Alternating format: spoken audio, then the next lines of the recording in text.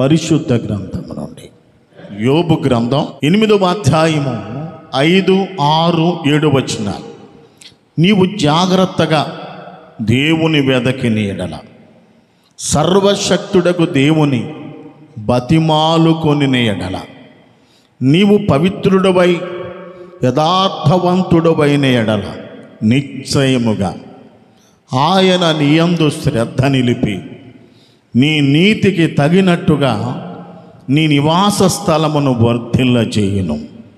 అప్పుడు నీ స్థితి మొదట కొద్దిగా నుండినను తొదను నీవు మహాభివృద్ధి పొందుదువు. అందరు చెప్పండి, ప్రభువా నా మనసు తెరచి నీ వాక్యము ద్వారా నాతో మాట్లాడండి. ఆమేన్. యోబు స్నేహితుడైన బిల్దదు యోబు గారితో చెప్తున్న మాటలలో యోబు స్నేహితుడైన బిల్దదు అంటున్నాడు, దేవుడు నీ నీతికి తగినట్టుగా నీ నివాస స్థలాన్ని వర్ధిల్ల చేయును. దేవుడు వర్ధిల్ల చేసే దేవుడు. ఎలా ఉంటే దేవుడు వర్ధిల్ల చేస్తాడో ఈ బిల్దదు యోబుతో చెప్తున్న మాట. యోబు గారికి ఉపదేశించవలసినంత భక్తులు ఏమి కాదు వాళ్ళు.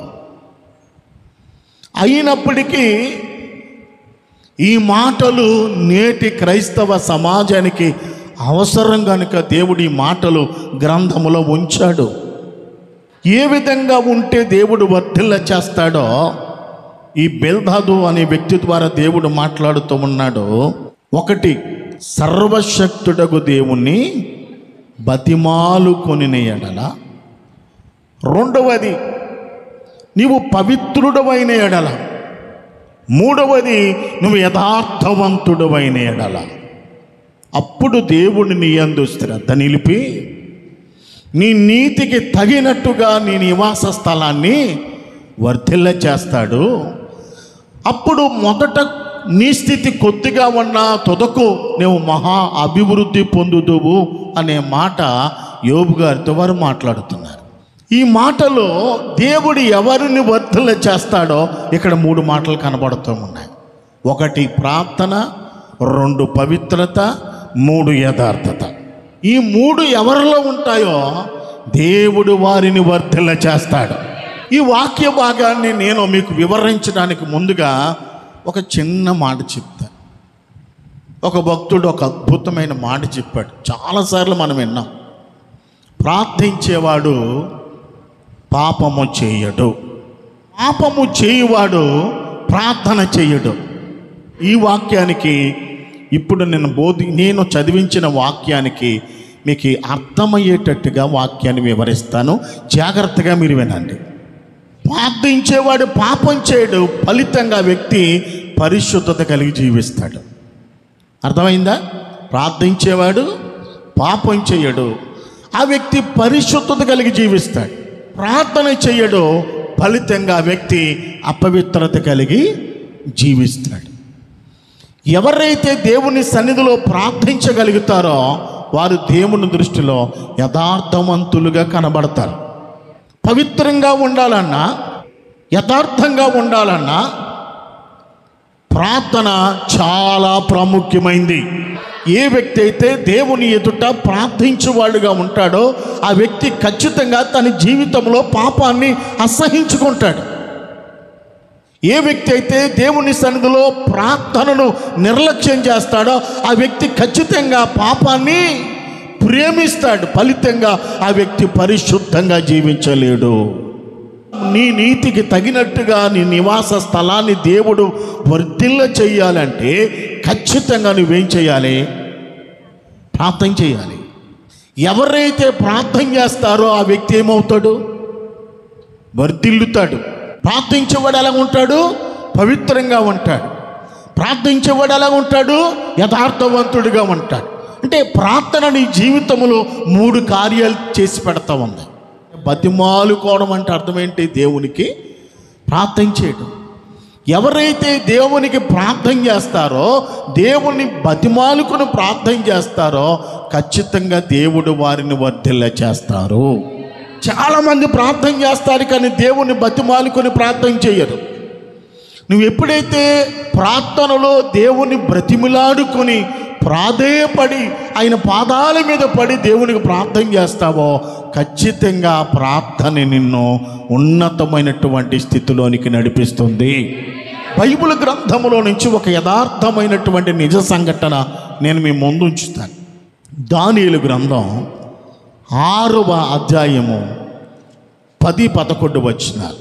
ఇట్టి శాసనము సంతకము చేయబడినని దానియేలు తెలుసుకొనినను అతడు తన ఇంటికి వెళ్ళి యథాప్రకారముగా అనుదినము ముమ్మారు మోకాల్లోని తన ఇంటి పైగది కిటికీలు యెరూషలేమున తట్టునకు తెరవబడి ఉండగా తన దేవునికి ప్రార్థన చేయుచు ఆయనను స్తుతించుచూ వచ్చెను. ఆ మనుషులు గుంపు కూడి వచ్చి దానియేలు తన దేవునికి ప్రార్థన చేయుటయు ఆయనను బతిమాలుకొనుటయు చూచి బబులోను దేశపు రాజైన దర్యావేషు ఒక శాసనాన్ని తీసుకొచ్చాడు. ఏంటా శాసనం, ఏంటా చట్టం? 30 రోజుల వరకు ఆ దేశంలో ఉన్న ఏ వ్యక్తి ఏ దేవునికి కానీ ఏ మానవునికి కానీ మనవి చేయకూడదు, ప్రార్థన చేయకూడదు. 30 రోజులు ఎవరి దగ్గర మనవి చెయ్యాలి? రాజు ఎదుట తప్ప ఈ 30 రోజులు ఎవ్వరు ప్రార్థన చేయకూడదు. అసలు దేవుడు ఊసే తేయకూడదు.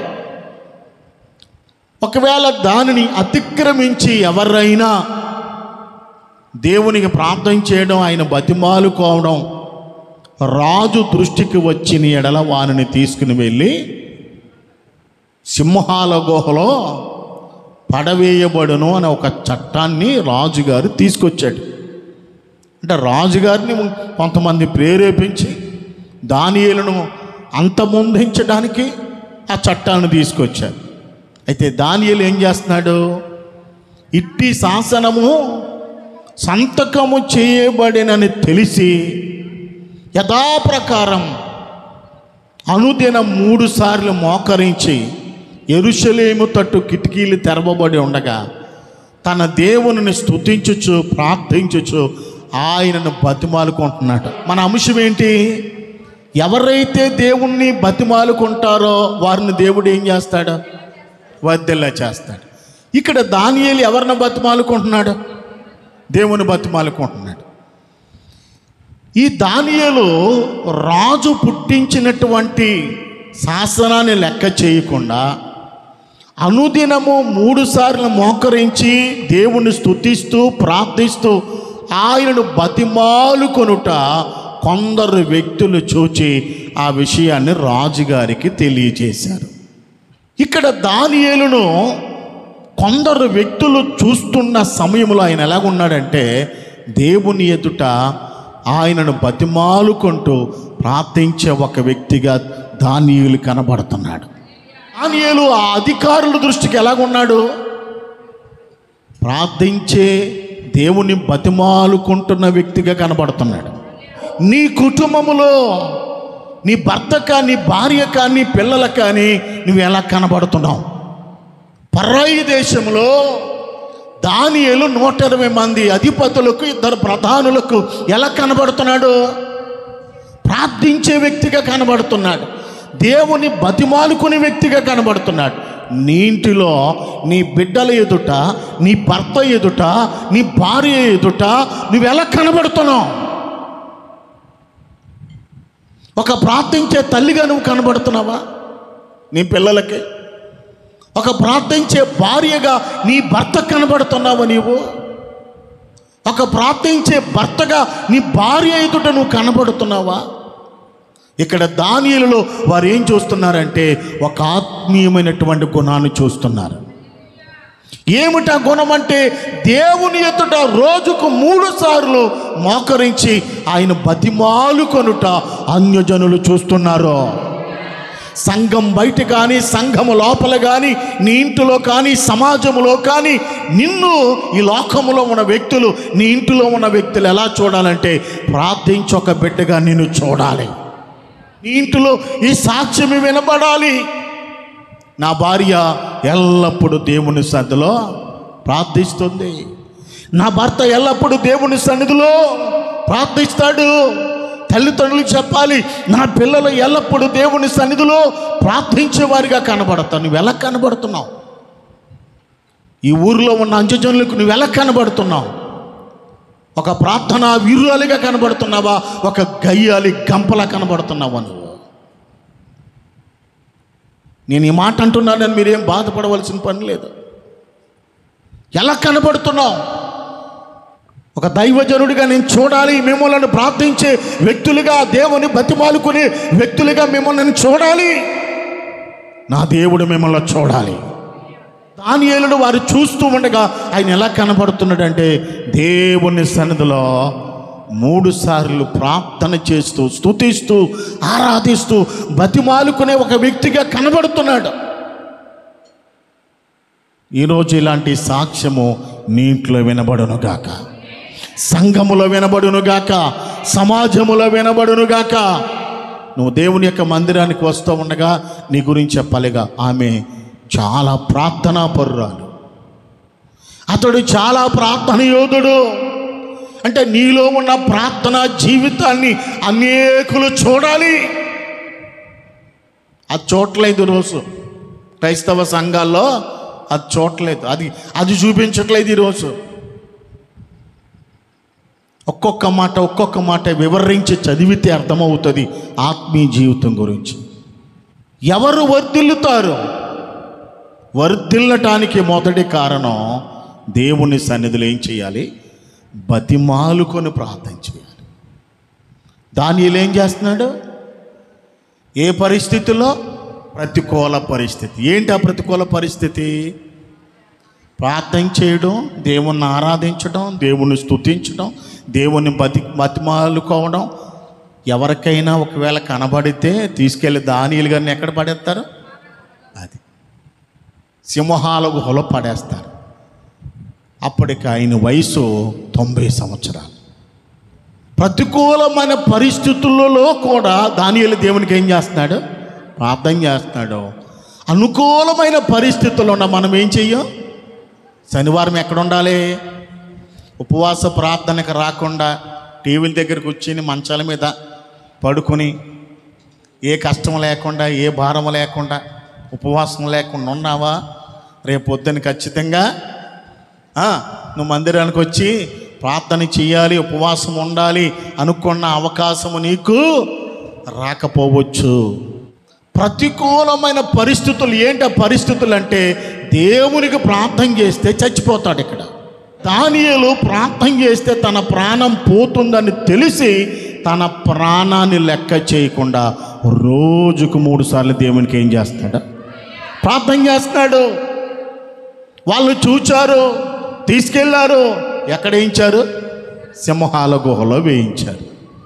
ఇప్పుడు సింహాలు దానియేలును ఏమైనా చేశాయా? ఎందుకు సింహాలు దానియేలును ముట్టకుండా దేవుడు సింహాల నోళ్లను మూసివేయించాడు? ఎందుకు మూసివేయించాడు చెప్పాలి నాకు. సింహాల గుహలో పడవేయడానికి ముందు ఆయన ప్రార్థన చేశాడు కాబట్టి సింహాల గుహలో పడవేసిన తర్వాత సింహాల నోళ్లను దేవుడు మూసేశాడు. నేను అంటాను, సింహాల నోళ్లను మూసింది దానియేలు చేసిన ప్రార్థన.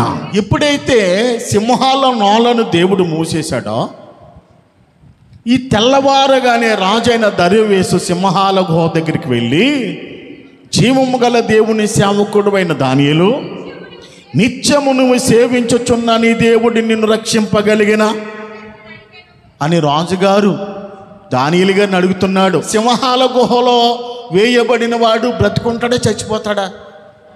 చచ్చిపోతాడు. కానీ ఈ రాజు సింహాల గుహ దగ్గరికి వెళ్ళి ఏమంటున్నాడు? జీవము గల దేవుని సేవకుడు అయిన దానియేలు. అంటే ఎవరితో మాట్లాడుతున్నాడు? చచ్చిపోయిన దానియేలుతో మాట్లాడుతున్నాడా, బతుకున్న దానియేలుతో మాట్లాడుతున్నాడా? అంటే రాజుకు తెలుసు సింహాలు దానియేలును ఏం చేయలేవు. సైతానిగాడు కూడా తెలుసా? ప్రార్థించే వారిని నేనేం చేయలేను అన్న సంగతి వాడికి కూడా తెలుసు. వెంటనే దానియేలు అంటాడు, రాజు చిరకాలము జీవించునుగాక. రాజా, నేను నా దేవుని దృష్టికి నిర్దోషినిగా కనబడుతును గనుక సింహాలు ఏ హాని చేయకుండా నా దేవుడు వాటి నోళ్లను మూసివేశాడు. రాజా, నేను నీ దృష్టికి నేరము చేసిన వాడను కాను కదా అన్నాడు.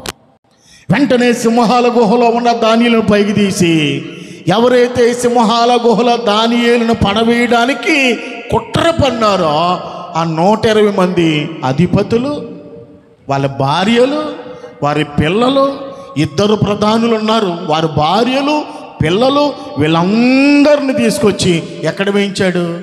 సింహాల గుహలో వేయించాడు. వారు ఆ గుహ అడుగునకు రాకమునిపే ఆ సింహాలు వాళ్ళ మీద పడి వారి ఎముకలను సహితము పగుల కొరికి పొడి చేసెను రాయబడింది. ఇప్పుడు దానియేలు చేసిన ప్రార్థన వలన శత్రువుల బెడద అతనికి పోయింది. ఎవరు బెడద? ఇప్పుడు అతన్ని ఎవరైతే చంపాలని, ఎవరైతే తగ్గించాలని, ఎవరైతే అతన్ని నాశనం చేయాలనుకున్నారో వాళ్ళ బెడద అంతా పోయింది. రెండవదిగా దానియేలు ద్వారా దేవుని నామానికి ఏమొచ్చింది? అక్కడ మహిమ వచ్చింది. రాజు అంటాడు, దానియేలు దేవుడే నిజమైన దేవుడు, ఆయనను మాత్రమే ఆరాధించాలని చట్టాన్ని తీసుకొచ్చాడు. 6వ అధ్యాయము 28వ వచనం. ఈ దానియేలు దర్యావేషు ప్రభుత్వ కాలమందు పారసీకుడగు కోరేషు ప్రభుత్వ కాలమందు వర్ధిల్లెను. దానియేలు ఏమయ్యాడు? వర్ధిల్లాడు. ఎప్పుడు వర్ధిల్లాడు? ప్రార్థన ఏం చేసింది అతన్ని? అతడు అనుదిన ముమ్మారు మోకరించి తన దేవుణ్ణి బతిమాలుకుంటూ ప్రార్థన చేశాడు. ఆ ప్రార్థన అతన్ని వర్ధిల్ల చేసింది. ఒక వ్యక్తి, ఒక కుటుంబం, ఒక సంఘం వర్ధిల్లాలంటే ఆ వ్యక్తి కానీ, ఆ కుటుంబం కానీ, ఆ సంఘం కానీ దేవుణ్ణి బతిమాలుకోవాలంటే ఖచ్చితంగా ఎవరైతే దేవుని బతిమాలుకుని ప్రార్థన చేస్తారో ఆ ప్రార్థన వాళ్ళని ఉన్నతమైనటువంటి స్థాయికి తీసుకెళ్తారు. మనం వర్ధిల్లాలంటే దేవుని మందిరానికి వచ్చి ఉపవాసం ఉండి ఏం చేయాలి? మనం దేవుని బతిమాలుకుని ప్రార్థన చేయాలి. మందిరానికి వచ్చి ఉపవాసం ఉండి దేవుని బతిమాలుకుని ప్రార్థన చేస్తావో నీ కుటుంబాన్ని దేవుడు వర్ధిల్ల చేస్తాడు. దేవుని సన్నిధిలో మోకరించి ప్రార్థించే వాడికి మనుషుల దగ్గరికి వెళ్ళి చేతులు చాపి అడుక్కోవలసిన పరిస్థితి మన దేవుడు ఎవరికి రానివ్వడం. నమ్ముతున్నారు మీరు? ఇప్పుడు మనం అందరి దగ్గరికి వెళ్ళి చేతులు చాపి అడగాల్సిన పరిస్థితి వస్తూ ఉందంటే కారణం ఏంటంటే నువ్వెక్కడ ప్రార్థన చేయట్లేదు. దేవుని సన్నిధిలో ఉపవాసం ఉండి నువ్వు ప్రార్థించటం లేదు కాబట్టి ఆ పరిస్థితికి దిగజారు. అనుభవంతో చెప్తున్నాను నేను. దేవుడు అతను వర్ధిల్ల చేయడం మాత్రమే కాదు కానీ అతని శత్రువులను అందరినీ భూమి మీద లేకుండా చేసేసాడండి. అతని శత్రువులందరినీ తొక్కేశాడు. ఒక్క దెబ్బ కొట్టాడు. అయితే ఏమైపోయారు? ఆడు నా మీదకి వస్తాడు, ఆడు నా ప్రాణం తీస్తాడు, ఆడు నా గోతులు తీస్తాడని భయం ఉంది ఎప్పుడు. అంత మాత్రమే కాదు, దానియేలు ఆ దేశంలో హీరో అయిపోయాడు. ఏమైపోయాడమ్మా?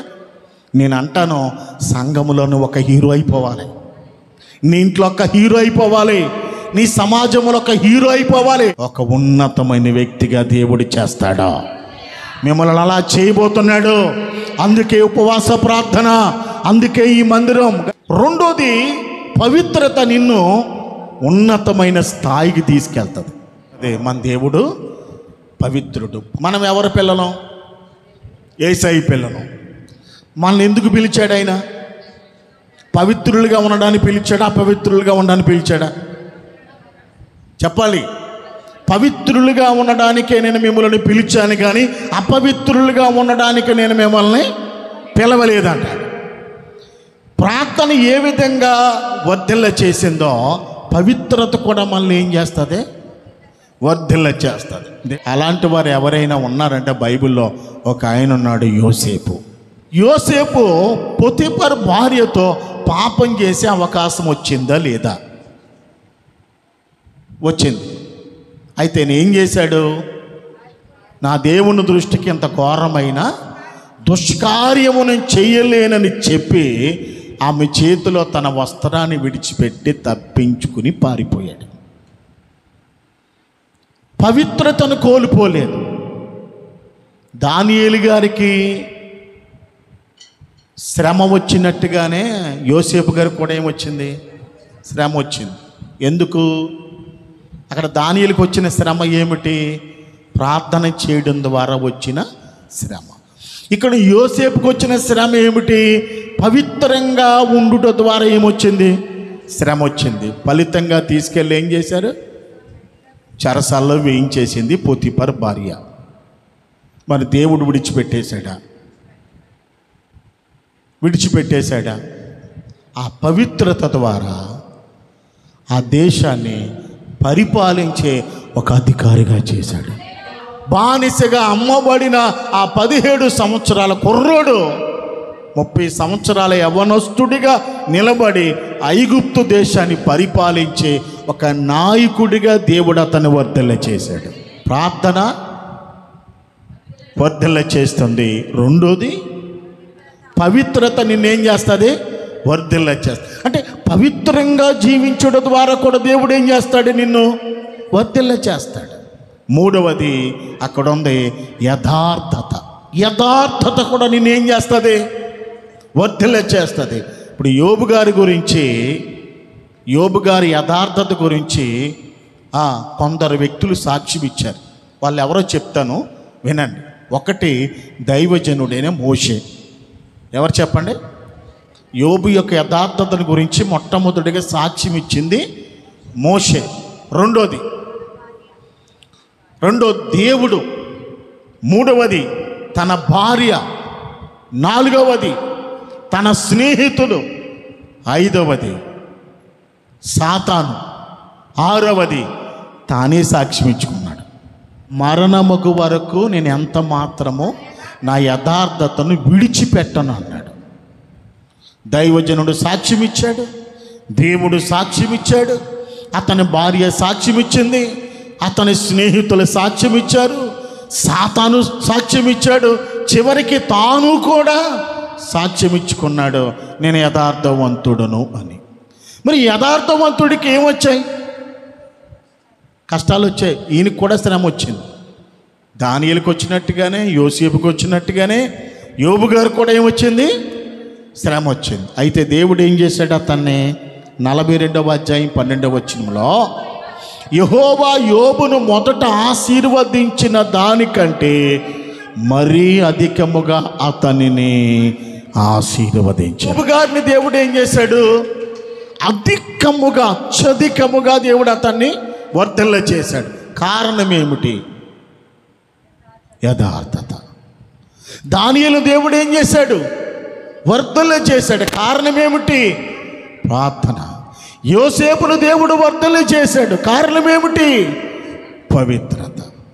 ఈ బిల్దాల్ అనేవాడు యోబుతో చెప్తున్న మాట, యోబు, నువ్వు దేవుని బతిమాలుకొని ఎడల, నువ్వు పవిత్రంగా ఉండిన ఎడల, నువ్వు యథార్థవంతుడవైన ఎడల, దేవుడు నీ యందు శ్రద్ధ నిలిపి నిశ్చయముగా నిన్నేం చేస్తాడో? వర్ధిల్ల చేస్తాడు. దేవుడు మన యందు శ్రద్ధ నిలపడం అనేది మామూలు విషయం కాదు. కోట్లు పెట్టినా అది మనకు వచ్చేది కాదు. ఈ 3 పనులు చేస్తే, ప్రార్థన చేస్తే, పవిత్రంగా ఉంటే, యథార్థంగా ఉంటే దేవుడు మన మీద శ్రద్ధ నిలుపుతాడు. నిన్నెవడు అడ్డుకోలేడు, నిన్నెవడు ఆపలేడు, నిన్నెవడు తొక్కలేడు. నిన్ను దేవుడు ఏం చేస్తాడు? అంచెలంచెలుగా దేవుడు వర్ధిల్ల చేస్తాడు. దేవుడు ఎవరిని వర్ధిల్ల చేస్తాడంటే ప్రార్థించే వారిని వర్ధిల్ల చేస్తాడు. ప్రతికూలమైన పరిస్థితులలో కూడా దానియేలు ప్రార్థించాడు. అతను ఏం చేశాడు? దేవుడు వర్ధిల్ల చేశాడు. ప్రతికూలమైన పరిస్థితులలో యోసేపు పవిత్రంగా జీవించగలిగాడు. ఆ పవిత్రతను ఏం చేసింది? వర్ధిల్ల చేసింది. ప్రతికూలమైన పరిస్థితులలో కూడా యోబు తన యథార్థతను కోల్పోలేదు. అధికంగా దేవుడు అతను ఏం చేశాడు? వర్ధిల్ల చేశాడు. నేను అంటాను, మనల్ని దేవుడు వర్ధెలా చేయాలా, మనుషులు వర్ధెలా చేయాలా? చెప్పండి తల్లి. అమ్మా, ఎవరు వర్ధెలా చేయాలి మనల్ని? దేవుడు వర్ధెలా చేయాలి. దేవుడు మనలను వర్ధెలా చేయడానికి ఆయన పక్షపాత? చెప్పండి, పక్షపాత? ఒకరు నొక్కులాగా మరొకరు నొక్కులాగా వర్ధెలా చేస్తాడా?